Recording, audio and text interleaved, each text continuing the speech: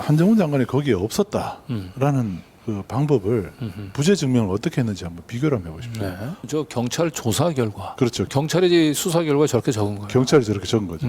피해자들은 김앤장 법률사무소 소속 변호사들과 소위 첨당동 술자리에 참석한 사실이 없다. 저게 유일한 주장이에요. 유일한 근거입니다. 참석한 사실이 없다. 그런데 이성곤 같은 경우는 자기가 어떤 식으로 부재 증명을 하는지를 갑재 사호죄라고 얘기하는 게 출입국 기록 얘기하는 출입국 기록을 거거든요. 통해서 네. 다 입증을 하고 있습니다. 네. 그래서 출입국 기자의 영상에 보면은 이제 7월 18일 출국해서 7월 10일 귀국한 사실이 확인된다. 그러니까 7월 19일 날에는 없었다 국내에. 그 저렇게 증명하는 거예요. 의혹을 받으면. 네. 그런데 지금 한동훈 장관은 7월 19일 날 자기가 없었다라고 하는 주장만 있을 뿐인 거지 지금 자기가 그 시각에 어디에 있었는지를 지금 1년이 넘는데 지금 얘기를 아무것도 안 하고 있어요. 참석한 사실이 없다. 이게 그런데 유일한 거예요. 경찰은 한동훈이 없었다고 얘기하니까 당연히 한동훈은 그 자리에 참석한 사실이 없었다라고 하는 걸 너무 당연하듯이 적어요. 근거가 없다 그러면 없는 근거가 거예요. 없잖아요. 근거가. 근거가. 그럼 이성곤은 저런 식으로 부재 증명을 했고 한동훈 장관은 그냥 내가 아니라면 아니란 거야. 그리고 안 믿는 사람이 처벌받아야 돼. 10억 물어야 돼. 이게 지금 이번 민사소송의 취지예요. 네. 자, 그리고 또 하나 좀 어처구니가 없었던 게 한동훈 장관이 술자리에 참석하지 않은 증거를 김두일의 페이스북을 근거로 삼았어요. 네.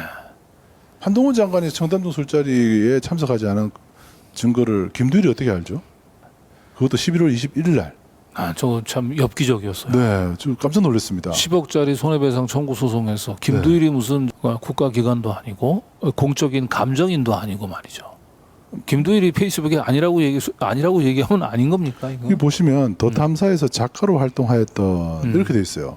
이걸 가지고 신뢰를 잡은 마치 거예요. 내부인이 네. 들여다본 내부인인 것처럼 네. 내부 고발인 것처럼 네.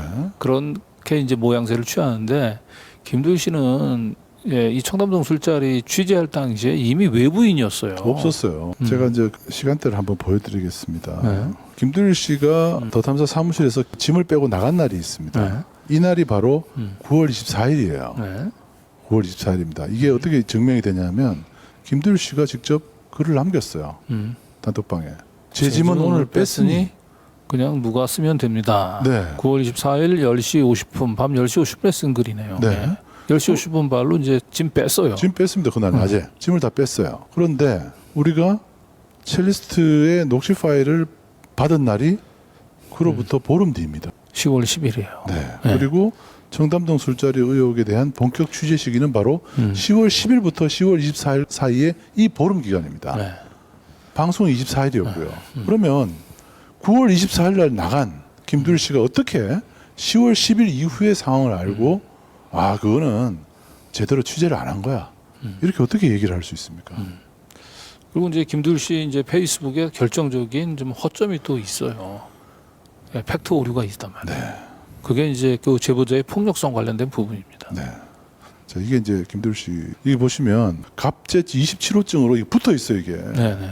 한동훈 장관이 청담동 술자리가 허위라고 하는 근거로 붙어 있어요. 한동훈 장관의 흑기사가 된 거예요, 우리 김 작가가.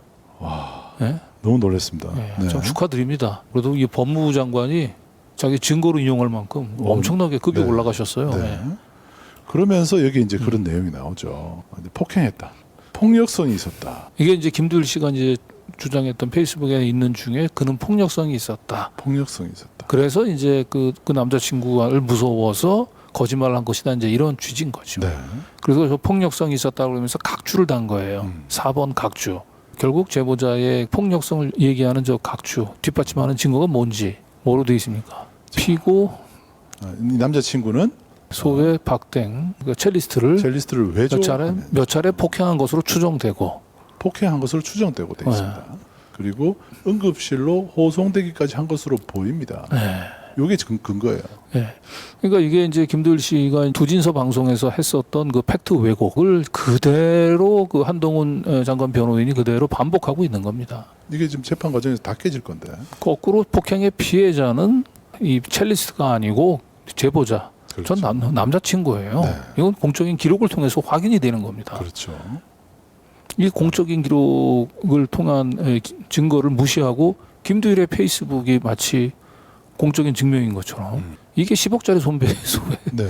변호인이 하는 지금 여기 있는 그 남자친구 폭행 주장 근거라고 해서 네. 도진서에서 이게 나왔던 화면이에요. 뭐 이런 뭐 네. 얼굴이 막 피멍이 들은 모습이라든지 무릎이라든지 손 이런데 피멍 들은 모습을 보여줬습니다. 이게 이제 서울대 이제 분당 서울대병원에서 진료를 받으면서 이제 촬영했던 사진인가 보죠. 네. 예. 그리고 뭐 날짜는 뭐 보여주지 그러니까 않았어요. 이런 걸 증거 기초로 해서 이제 김두일 씨가 결국 상습적인 폭력에 시달렸다. 저게 이제 결국 제보자 남자친구로부터 얻어맞았을 때의 상처라는 거잖아요. 네.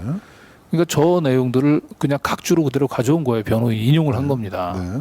그런데 이제 요거는 이제 남자친구가 가지고 있던 증거들이죠. 2021년 6월 27일 날짜가 적혀 있네요. 예, 그 방금 전에 봤던 문제의 폭행 그 사진, 첼리스트가 경찰에 가서 저 진료를 받으면서 찍었던 저 사진, 그 이전에 일어났던 상황이에요. 네.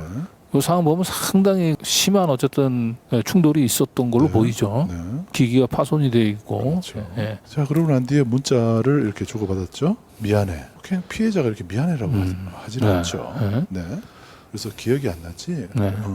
솔직히 사실 그래. 내가 큰일 날 뻔했어. 경찰 안 왔으면 속상해. 사고 났을 거다 아마. 어쨌든 예, 엉망진창입니다. 10억짜리 손배소의 이 김두일의 페이스북 그리고 김두일이 저질렀던 이 팩트 체크의 오류를 그대로 지금 변호인이 네. 반복하고 있는 거예요. 특히나 이 법원 처분 결과를 보시면 행위자가 남자친구가 아니고 첼리스트로 적혀 있어요. 이렇게. 행위자. 예. 행위자가 날짜를 보십시오. 8월 18일이잖아요. 2021년. 그죠? 보호 처분 결정됐고요. 그리고 사건 내용이 폭행과 재물 손괴로 돼 있습니다. 네. 좀 뭐 누가 보더라도 좀 행위자는 폭행의 박모 씨입니다. 가해자는 첼리스트예요. 네. 피해자가 이모 씨입니다. 네. 남자친구입니다. 이걸 지금 가해자고 피해자를 지금 예, 뒤집어 놓은 겁니다. 이게 법원에 다 제출될 거예요. 네. 어떻게 하실 겁니까, 한동훈 장관은? 네. 김두일 씨의 말을 듣고 저렇게 내질러 놓으면은 어떻게 그래서 지금 우리 변호인 측에서 네. 너무 어처구니가 없어가지고 변호인 측에서 김두일 씨를 저 페이스북을 증거로 제출했지 않습니까? 그래서 다음 재판 때 김두일 씨를 증인 신청하는 걸 좀 검토해 보겠다고 그런 얘기했죠. 김두일 씨를. 김두일 씨를. 예, 그것도 그래서 한번 좀 지켜보시죠. 네네. 네. 자, 그리고 난 뒤에 이제 한동훈 측이 또 주요 증거로 제출한 것은 이세창의 국회 기자회견입니다. 그리고 언론 보도예요. 이세창 씨가 저하고 한 차례도 아니고 두 차례 통화해서 그 한동훈 윤석열하고 술을 먹은 사실을 인정한 내용들은 거짓말을 한 것이고 네. 기자회견한 것은 진짜다.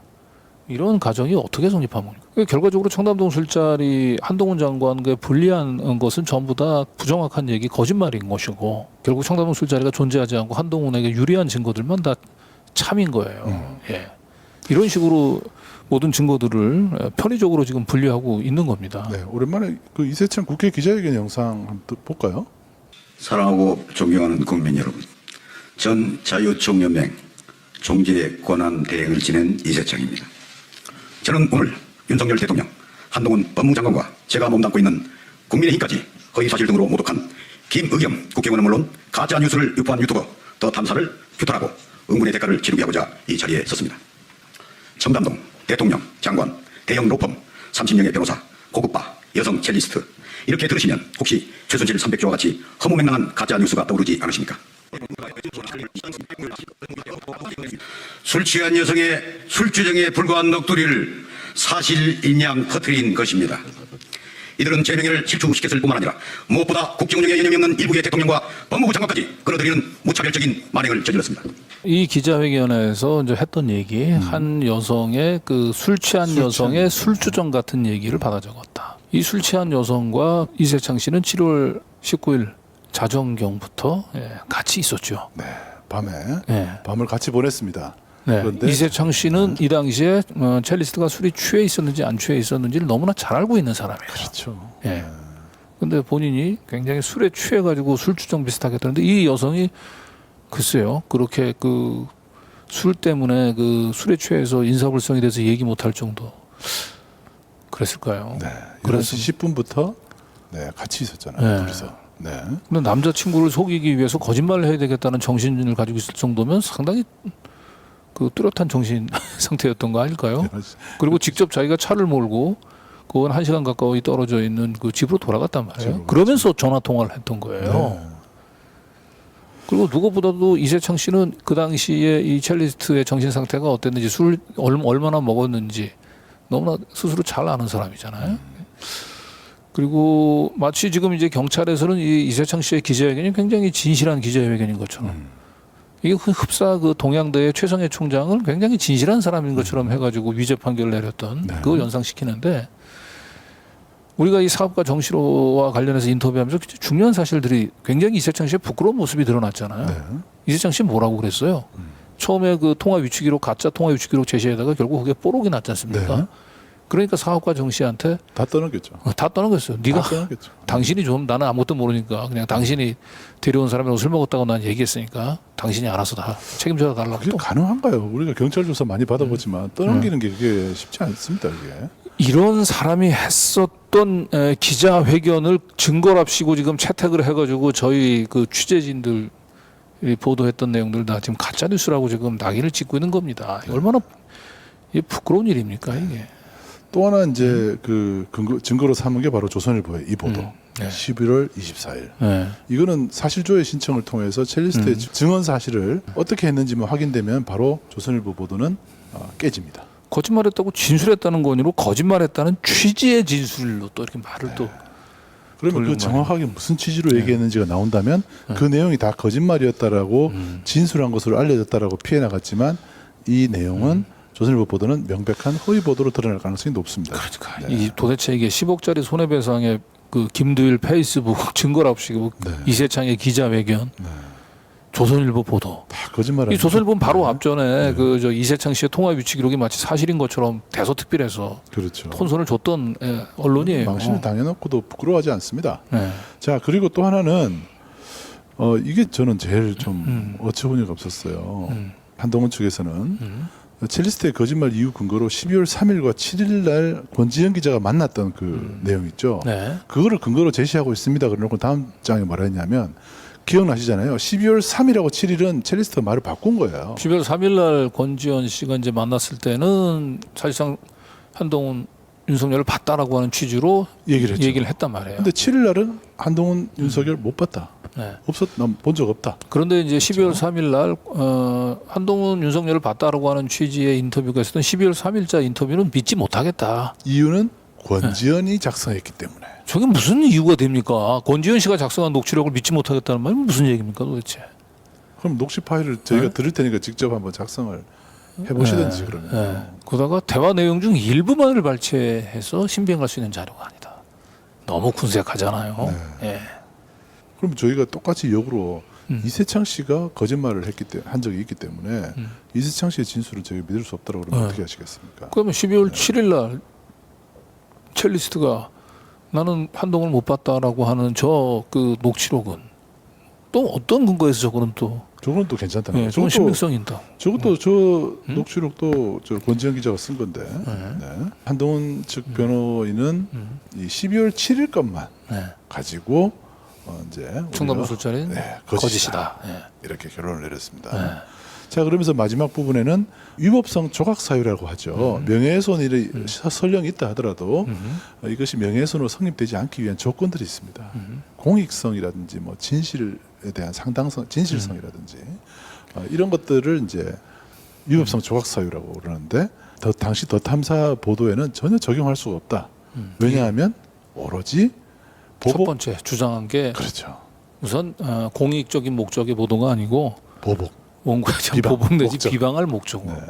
두 번째로는 진실성 이런 것도 다 훼손됐고 그다음에 정파 갈등과 분열 초래됐고 그리고 공익을 훼손했다. 네. 오히려 공익을 훼손했다 이거죠. 훼손했다. 예, 무책임한 보도로 인해 가지고 국론을 분열시킨.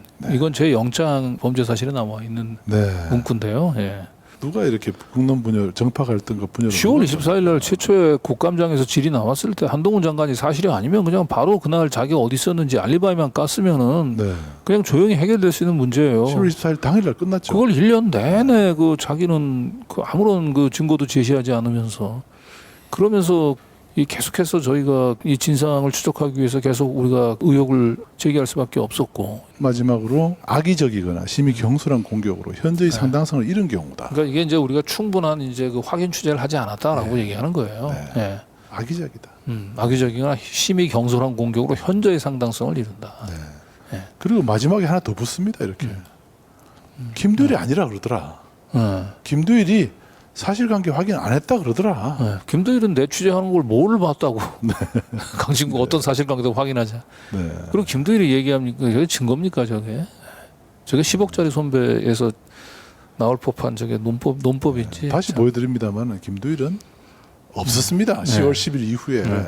취재가 시작된 날이 10월 10일입니다. 10월 10일 이전에는 한동훈 장관이나 윤석열 밤에 술자리가 있었다라는 막연한 내용의 제보는 있었어요. 그래서 저희는 좀 취재를 좀 하고 있었던 단계이긴 하나 10월 10일 날 첼리스트의 목소리를 처음 들은 시점은 저희가 10월 10일이었단 말이에요.